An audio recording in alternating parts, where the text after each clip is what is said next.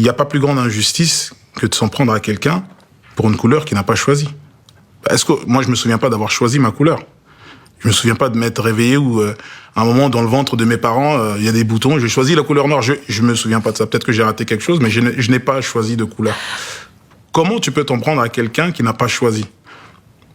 En général, on s'en prend à quelqu'un pour des actes qu'il aurait fait, pour des choix qu'il a fait, mais tu t'en prends pas à des gens pour ce qu'ils n'ont pas choisi, quelque chose qu'ils n'ont pas maîtrisé. On est né comme ça. Et le racisme, pour moi, c'est ça. Ça fait partie des plus grandes injustices. Bonjour. Le racisme, c'est pas question de couleur de la peau, mais c'est question de ce qu'on est réellement. C'est-à-dire des gens qui ne pèsent rien du tout. Parce que le racisme dont le noir est victime, c'est du mépris envers des gens faibles. Ceux qu'on accuse de commettre les injustices, ce sont des gens sans éthique. Ils sont là pour se moquer des autres. Ils s'en fichent complètement de savoir si ce qu'ils font, c'est juste ou pas. Donc, les reproches, ça n'a aucun effet sur eux. Est-ce qu'on peut reprocher à Hitler de manquer d'humanité? Mais il n'en a que faire. Vous en avez souffert, du racisme? J'en ai souffert étant gamin un petit peu, bien sûr. Moi, on m'a traité de singe ou de macaque ou de sale noir. Et que des enfants d'aujourd'hui, en 2021, c'est la même chose. C'est qu'il y a quelque chose qui se passe. Il y a un boulot qui n'est pas fait. Si les enfants d'aujourd'hui encore, on les traite de singes comme à votre époque, ce n'est pas parce qu'il y a un boulot qui n'a pas été fait. Non. C'est parce que rien n'a été fait. Tout ce qu'on a fait jusqu'ici, donc les manifs, les reproches, se plaindre, les dénonciations, etc. C'est comme si on attendait que le poisson tombe du ciel, contrairement à ce que vous dites. Il faut qu'aujourd'hui, les Africains se lèvent. N'attendez pas que le poisson tombe. Prenez cette putain de canne à pêche et on y va. Le raciste ne la sera prise que s'il se sent obligé. Jamais il ne le fera par compassion. Écoutez ça.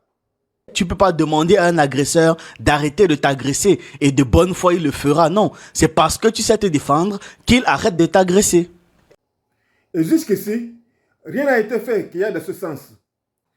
Tout ce qu'on fait, donc des manifs, des reproches, etc., c'est comme si on demandait une faveur à l'agresseur.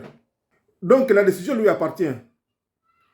Et tant que ça sera le cas, le choix est clair. Voilà donc pourquoi les choses n'ont jamais changé.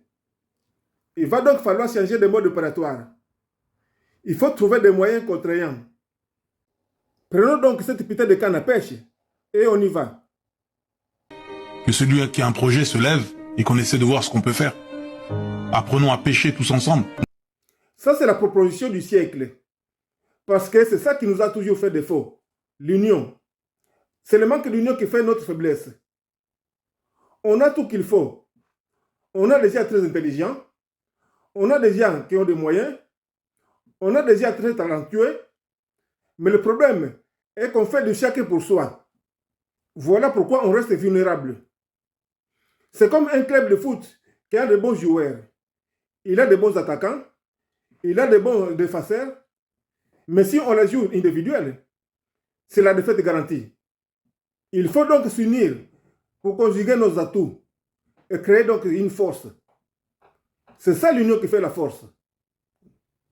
Et en parlant de s'unir, quoi de mieux comme proposition pour une entité qui fait des recherches et propose des solutions? Le problème est qu'il est quasi impossible d'entrer en contact avec vous. Dommage.